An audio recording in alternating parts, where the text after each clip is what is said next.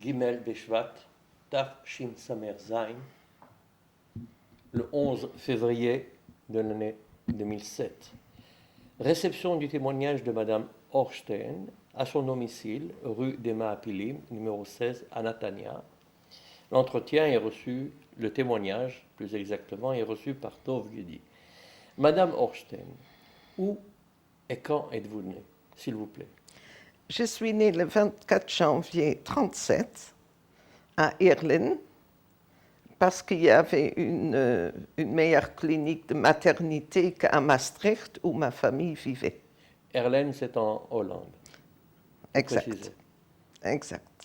Quel est le... Veuillez, s'il vous plaît, nous parler de vos parents. Qui était votre père, votre mère? Mes parents étaient tous les deux originaires de la Pologne et je pense que c'est un facteur important par la suite. Ce sont des émigrants, vous voulez dire? C'était des émigrants qui, à l'origine, voulaient continuer leur... Ils sont arrivés en Hollande dans les années 30, je crois 1930, avec ma grande sœur qui est née en 28, et ils voulaient poursuivre en Amérique du Sud. Mais ça n'a pas fonctionné, ils sont restés en Hollande.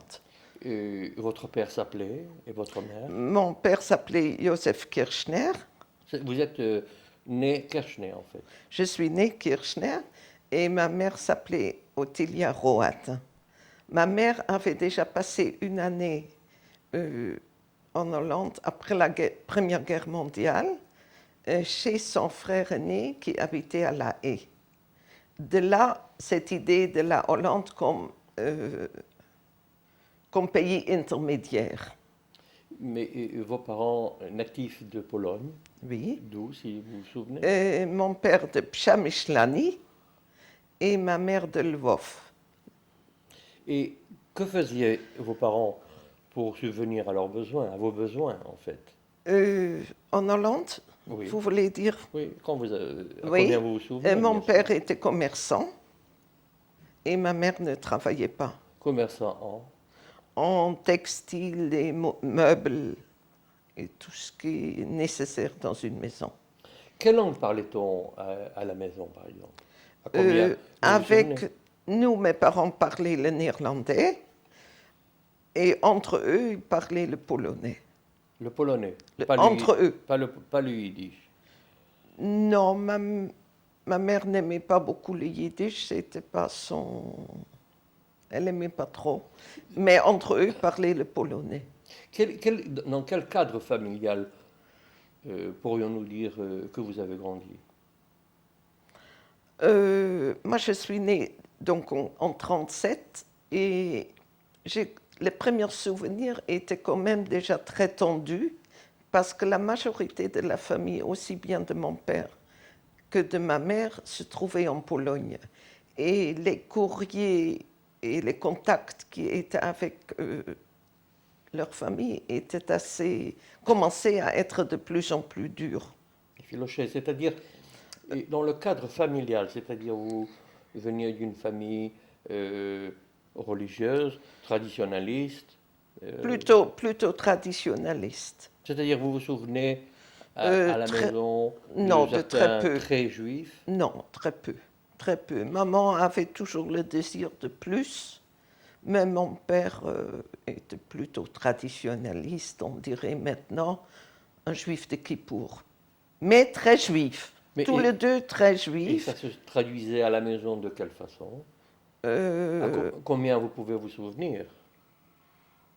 C'est-à-dire, on allumait les bougies le Shabbat. Je ne sais pas, avant Vous la vous guerre, je ne me souvenez pas? souviens pas. J'étais trop petite. Trop petite. Vous viviez dans un quartier uniquement juif ou un quartier Non, mélangé? Maastricht est une ville plutôt catholique, avec une communauté juive composée de deux groupes. Les locaux, qui étaient depuis quelques générations sur place, et les émigrants de Pologne, d'Allemagne. C'était deux groupes quand même assez importants, une très belle synagogue, un mikvé, un rabbin, de cours de Talmud Torah, mais moi je ne faisais pas partie parce que... Mais c'est ce qu'on racontait à la maison, c'est-à-dire que le Oui, cadre familial, la vie communautaire dont vos ça parents parlaient, existait, ça vous existait, vous et souvenez de non, ce que vos parents... Non, bien sûr que vous n'avez pas vécu mais vous vous souvenez, par exemple, que vos parents parlaient de cette vie communautaire?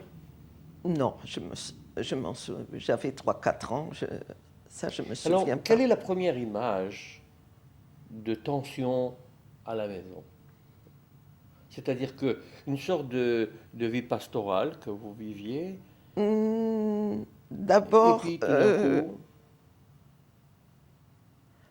mon père à l'origine venait d'une famille très aisée, de grands commerçants. Mon grand-père était en Pologne commerçant dans les forêts et dans le bois pour de tonneaux de bière. Il avait une banque également.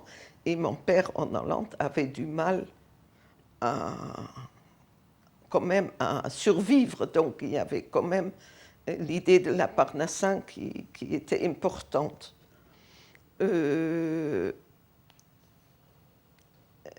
J'ai une première image, mais je ne sais pas si c'est juste avant la guerre ou juste après, de ma mère en larmes quand elle recevait des courriers de la Pologne et qu'elle a envoyé des colis. Mais qu'elle a envoyé des colis, ça je le sais par dire. Mais je me souviens de ma mère quand même très tendue. je ne vous ai peut-être pas posé la question, mais vous êtes fille unique, aviez-vous des frères, des sœurs, J'ai une grande sœur qui est née en 28, et dont le donc qui nom, est Stella, qui a 8 ans et demi de plus que moi, qui se rappelle aujourd'hui, bien sûr, autre chose que moi, oui, bien sûr, et nous étions que 2. dans un grand appartement, dans un petit Dans appartement, une maison individuelle, dans une rangée de maisons, si vous voulez, oui. mais une maison individuelle de 3 étages. Le rez-de-chaussée et 2 étages, Vos, avec par- un jardin oui, derrière. bien sûr. Vos parents parlaient-ils de vie culturelle, par exemple? Sortait-on, Oh, receviez-vous de la visite, par exemple, oui, ils avaient des amis. qui Ils étaient juifs ou C'était des juif, relations? surtout juif, je pense, mais je m'en souviens pas beaucoup. Je Bon, me- peut-être pas vous, mais enfin, vos parents, le fait de parler de leurs amis, vous voyez leurs amis, c'était uniquement des juifs, mais pas C'était de goy, surtout des juifs, mais surtout pas des de juifs. goy. Il y avait quelques familles non juives aussi, qui d'ailleurs qui ont joué un rôle important. Et dont vous nous parlerez plus tard. Exact. Exact. Alors donc, la guerre, une tension, la guerre éclate, vous Oui, avez en 39, oui. comment cela se passe-t-il pour vous? À partir de quel moment votre premier souvenir, votre première image?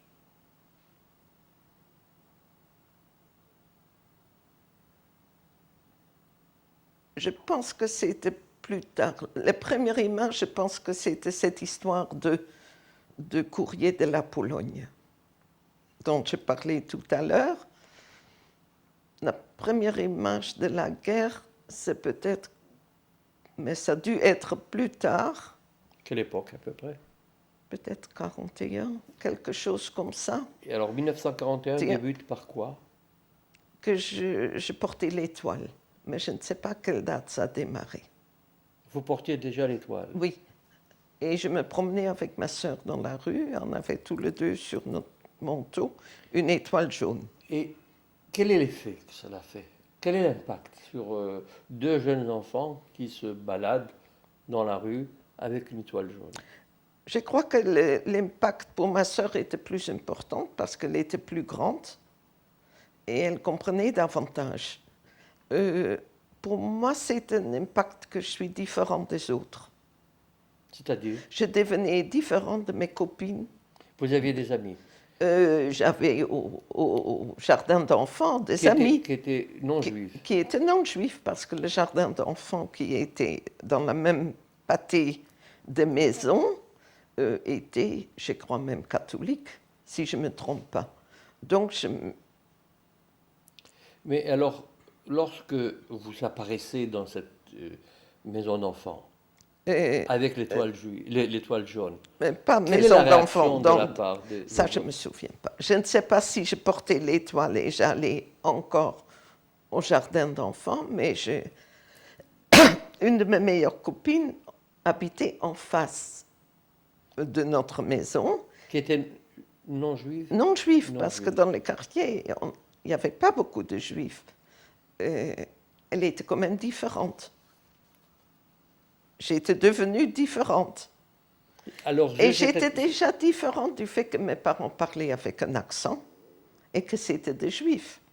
Ça, je sentis quand même relativement tôt qu'on était différents de gens. Parce que la ville de Maastricht, c'est pas comme par exemple Paris, où il y a des gens de partout, de Bretagne, du Midi et du Nord.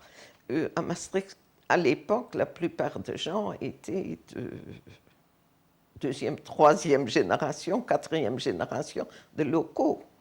Donc, nous, en tant qu'immigrants, on était quand même différents.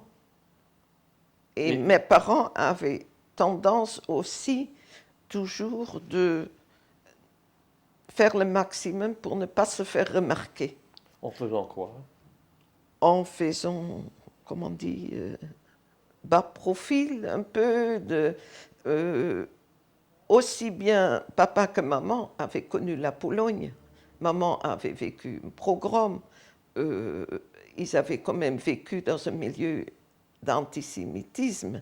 Donc, il ne fallait pas briller dans un sens ou dans un autre.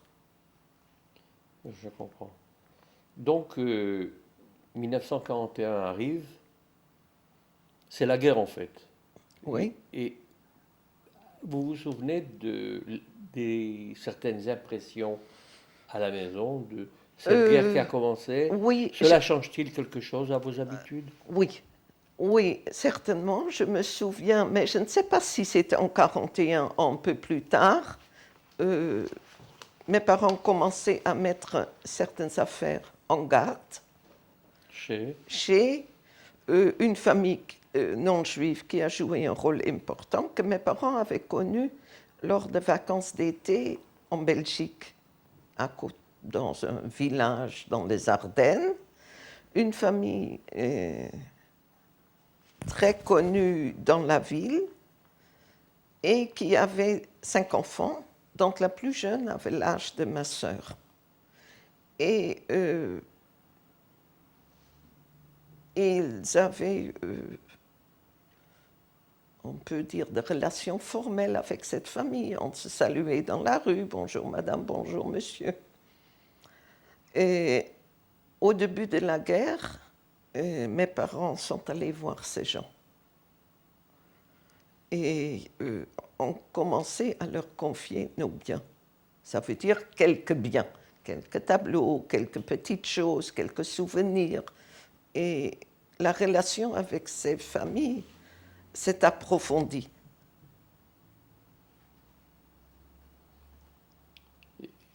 De quelle façon? Ou du moins... Que je pense, mais ça je ne peux pas en dire trop parce que j'étais quand même petite, on me préservait. Mais je pense qu'il y avait une relation de confiance, que mes parents faisaient confiance à ce couple de Goyim. Et vous vous souvenez de la guerre, c'est-à-dire l'entrée des Allemands, l'occupation allemande? Pas le début. Pas le début. C'est-à-dire? Pas 1940. Non. Mais à partir de quel moment? Peut-être à partir de 42. C'est-à-dire entre 41 et 42. Oui, plutôt 42. 42, de quelle façon vous vous souvenez? Qu'il y avait la tension à la maison. Mais vos parents continuaient à travailler de la même façon? Je ne crois pas, mais j'en sais rien. Ça, je n'ai pas de souvenir. Comment bougiez-vous? C'est-à-dire, vous sortiez, on pouvait sortir d'une façon sécurisée dans la rue avec l'étoile juive, avec l'étoile juive, l'étoile jaune, je veux dire. J'ai pas de souvenir de ça. Alors, à partir de quel moment, disons que cette vie pastorale que vous viviez jusqu'en 1942 arrive C'était à pas sa fin? pastoral jusqu'à Non, je dis 42. 42, Hein. c'est-à-dire il y avait des tensions, mais c'est-à-dire que vous pouviez... En tant que petite fille, je vivais encore plus ou moins normalement. normalement. À En partir tant de que quel petite moment, fille. c'est ça, à partir de quel moment cette normalisation C'est arrive à changé. sa fin? Je crois que c'était à l'époque où mes parents commençaient un peu à confier des choses à cette famille et à un couple de voisins. Il y avait une maison atténuante avec un couple de goyim qui était aussi de relation à cette époque et à l'autre famille. Je pense quand maman avait beaucoup de broderies, des gobelins, des choses comme ça qu'elle et sa sœur avaient fait quand elles étaient jeunes filles, ça commençait à disparaître et ça allait chez Chez les voisins. l'autre famille. Dont vous vous souvenez les noms? Dont je me souviens le nom. Les voisins, c'était monsieur et madame Arends. Arendt? Arends, A-H-R-E-N-D-S,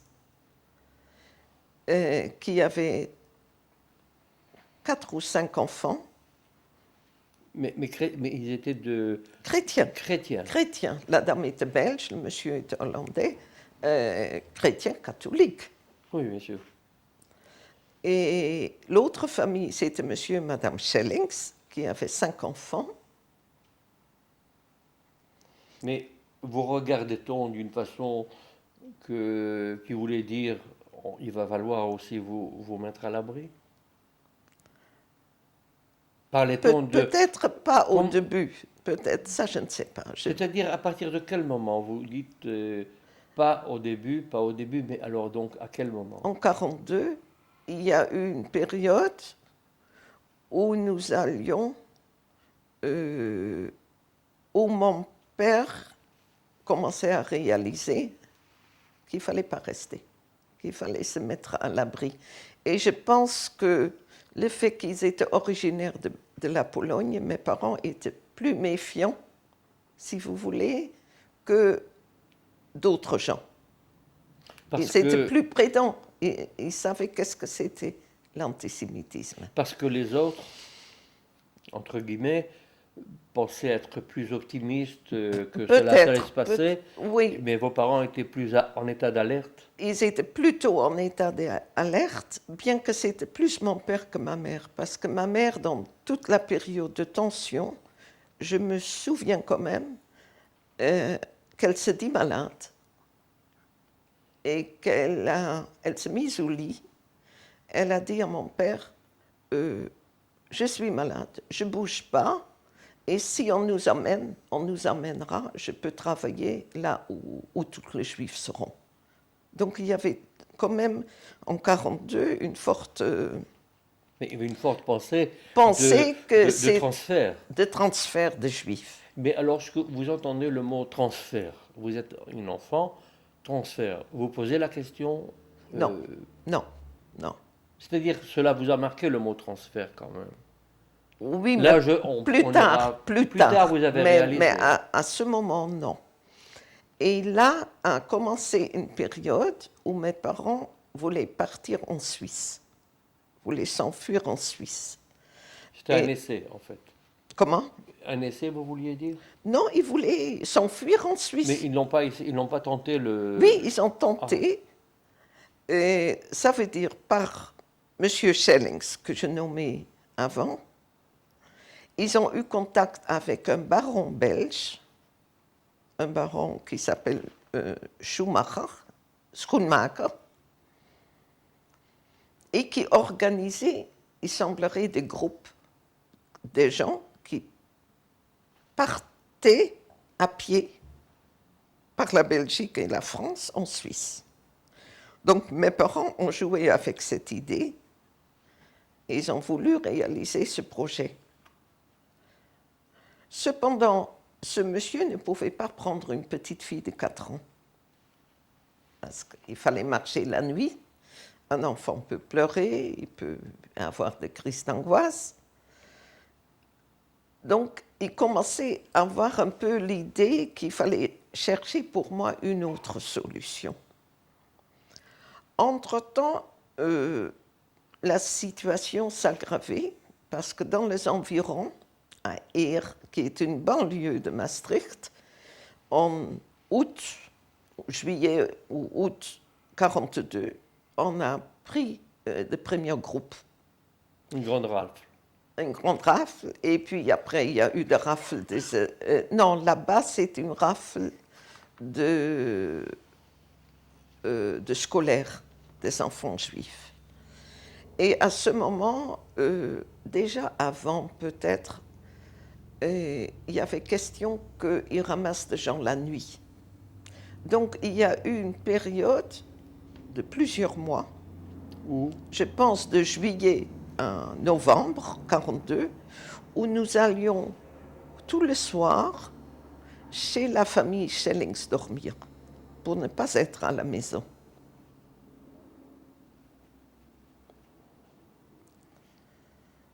Maintenant, c'était très compliqué parce que la famille Schellings habitait tout près, à 5-6 minutes de la maison.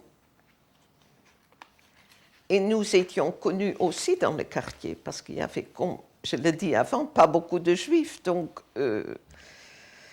c'était pas évident. Et en plus, il y avait un sperre. Je crois que c'est à 8 heures le soir. C'est-à-dire un couvre-feu. Un couvre-feu. Et donc, quand il faisait déjà sombre, ou plus ou moins sombre, ma sœur me prenait et nous allions chez cette famille qui avait une grande maison qui faisait l'angle d'une rue. Et cette maison avait 3 entrées. Excusez-moi, mais cette famille, c'était la famille Schellings. Schellings. Oui. Et il y avait 3 entrées chez eux. Il y avait l'entrée normale de la maison, l'entrée par le jardin et l'entrée par un atelier, parce que ce monsieur était constructeur de bâtiments, il avait une 50aine d'ouvriers qui travaillaient dans l'atelier de menuiserie, etc. Ma sœur et moi, nous entrions par l'entrée principale et on attendait les parents. Les parents venaient par le jardin. Tout ça dans l'espoir de ne pas se faire remarquer. Et votre cache, en fait, Oui. Ce n'était pas encore un cache. c'est-à-dire le fait de dormir là. De transmuter dans une autre famille, comme des invités, en fait. Ou alors Comme vous des aviez une invités. chambre, vous aviez... On avait une chambre au premier étage où nous dormions tous les 4. Mais la question était comment savoir si on pouvait retourner le matin. C'est-à-dire Est-ce que quelqu'un était passé? Est-ce que les Allemands étaient venus dans notre maison? Est-ce qu'il y avait une garde devant la porte? Est-ce qu'on nous avait cherchés?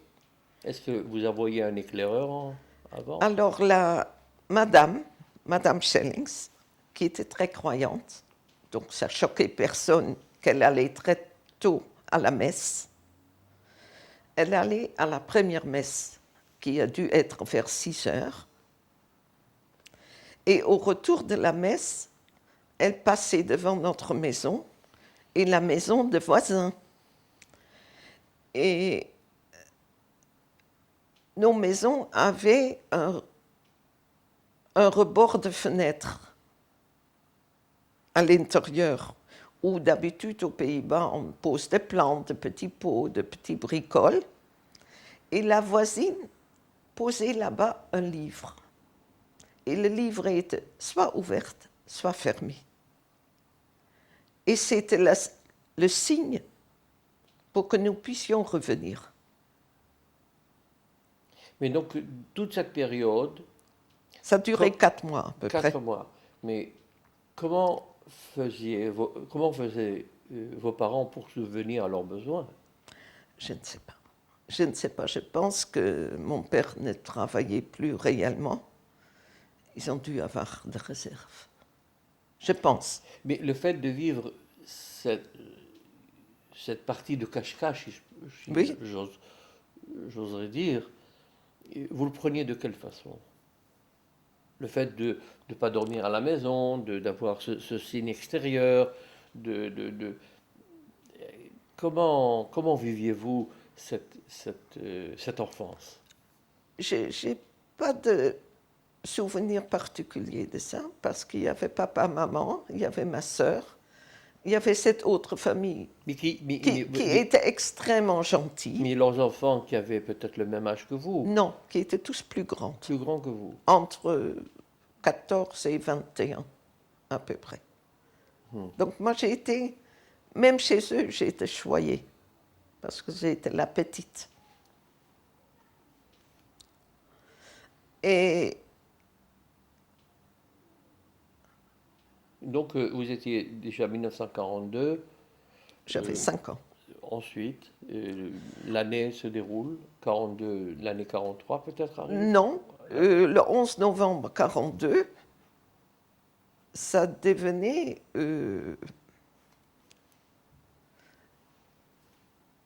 si vous voulez, très tendu. De quelle Il y avait de plus en plus de juifs qui étaient ramassés, des écoliers qui étaient ramassés. Mon père a dit, nous ne pouvons plus rester. Et il a envoyé ma mère chez monsieur et madame Schellings en disant, essayez de recontacter ce baron belge pour qu'il nous fasse partir le plus vite possible. En Suisse. En Suisse. Ce monsieur n'était pas joignable parce qu'il est à ce moment en France. Et la famille Schellings a dit, mais venez chez nous. En attendant, venez chez nous. Et le jour même, nous sommes partis chez eux.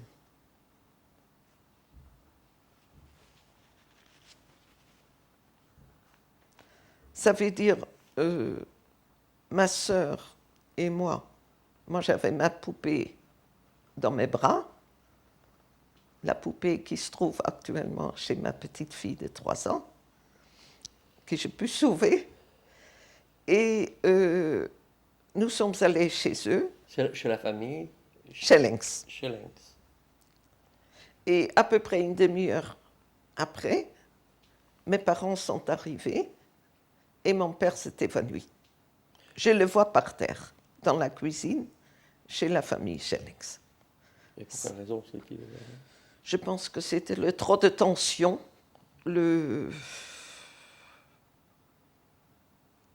La tension nerveuse, bien sûr. la tension nerveuse accumulée d'une longue période. Et je pense que c'était ça. Et donc, de quelle façon alliez-vous vivre cette période de transition? Alors, ça, c'était provisoire. La famille Schellings nous a donné à ce moment 2 chambres, une au 3e étage, où nous dormions tous C'est-à-dire les 4. combien de temps êtes-vous resté chez cette famille Schellings? Moi, je suis restée à peu près 1 an, mes parents et ma sœur 2 ans. Oui, 2 ans. Et alors, comment vivait-on provisoirement, disons, une longue période d'une année de famille qui, malgré tout, avait besoin d'une certaine indépendance? Comment faisiez-vous? D'abord, il y avait D'abord, il n'y avait pas question de 2 ans, au début. Au début, Non, il y avait question jusqu'à départ en Suisse, pour mes parents. Ce qui a vite